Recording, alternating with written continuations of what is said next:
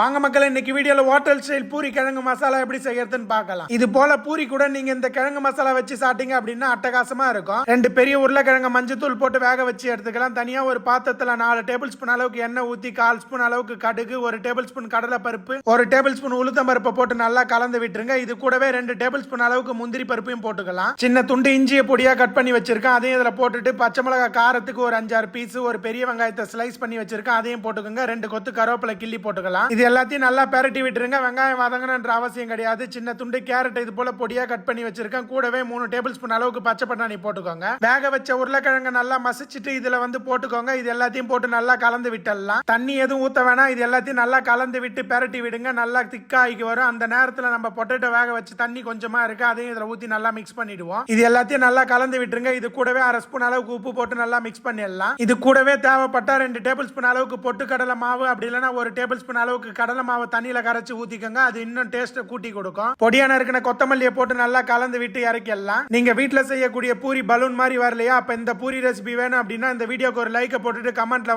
ஒரு ஆர்டர் சிம்பிளை போட்டுருங்க மக்களே. இது போல பூரி மசாலா நீங்க சாப்பிடணும்னு நினைச்சீங்கன்னா அட்லாண்டா ஜார்ஜியா கம்மிங் லொகேஷன்ல இருக்கக்கூடிய நம்ம சட்னிஸுக்கு வாங்க. ஊர் மனம் மாறாம நம்ம ஊர் சுவையில சாப்பாடு கொடுக்க நாங்க தயாராயிட்டோம்.